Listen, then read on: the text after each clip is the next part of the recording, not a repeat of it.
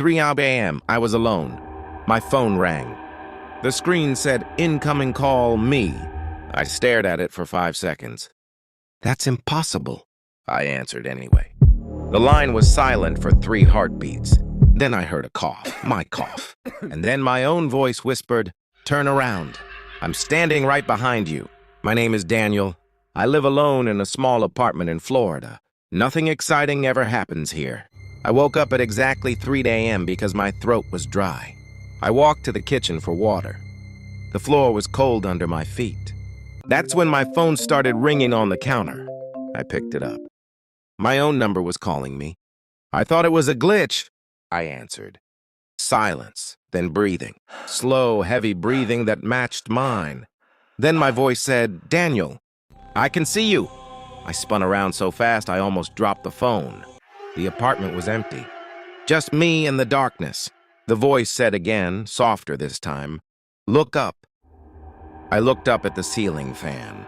It was spinning. Slow, lazy circles. But I always turn it off before bed. It should have been still. The call cut off. The second the call ended, someone knocked on my front door. Knock, knock, knock. Soft like fingernails. My heart jumped into my throat. I walked to the door and looked through the peephole. Nothing. Just the dark hallway and the exit sign glowing red at the end. I locked the deadbolt anyway. When I turned back to the living room, my phone was ringing again. "Same number, my number." I answered on speaker this time. My voice came through clear. "I'm standing behind you now, Daniel." A cold wave went down my spine. I didn't turn around. I was too scared. Instead, I looked down at the floor, and that's when I saw them. Wet footprints forming one by one on the tile behind my couch, like someone was walking out of my bathroom with wet feet. The footprints moved closer. 1 step, 2 steps. They stopped right behind me. The voice on the phone whispered, "Daniel, hold your breath, so I can't hear you." I stopped breathing. The apartment went completely silent. So silent I could hear blood rushing in my ears. The footprints were right at my heels now. I could feel cold air on the back of my neck. The voice said one last thing before the call dropped. "Found you." I couldn't breathe. I couldn't move. The footprints stopped right next to my feet. Water dripped onto the floor. Drip, drip. Then the phone rang one more time. I didn't answer it, but it answered itself. My voice came through, but this time it wasn't whispering. It was calm. "Daniel, close your eyes. I'm not here to hurt you. I'm here to save you." I don't know why I listened, but I closed my eyes. 10 seconds passed, 20, nothing. Then I felt it. A cold breath on the back of my neck, like someone was leaning in close. I felt hair brush against my cheek. Goosebumps covered my arms. Then the voice, right next to my ear, said, "Open your eyes now." I opened them.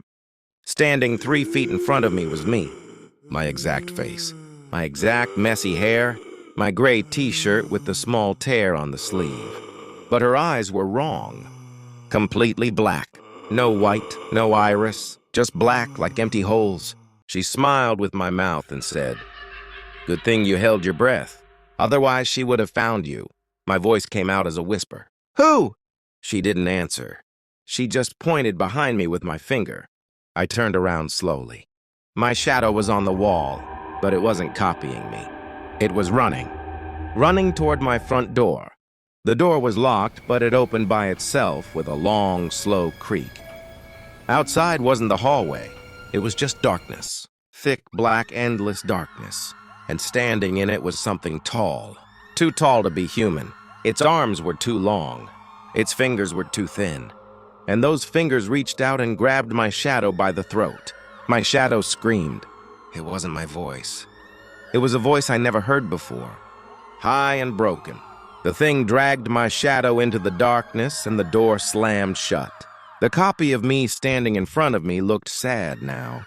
She stepped closer and whispered, "I'm your real shadow, Daniel. That thing that just took your shadow, it comes every night at 3 a.m. It steals people's shadows and wears their faces to trick them. And tonight, it was wearing yours. If you hadn't held your breath, it would have taken you too. Then she faded away like smoke. The apartment went dark. When I woke up the next morning, sunlight was coming through the windows. I thought it was a dream until I checked my phone. One missed call, 3:03 a.m., caller ID me. I walked to my front door. On the floor leading from the door to my bedroom were wet footprints, fresh ones, leading inside, toward my bed. So if your phone ever rings at 3 a.m. and the caller ID shows your own number, don't answer it. And if you do answer, never turn around, never hold your breath, and whatever you do, don't look up.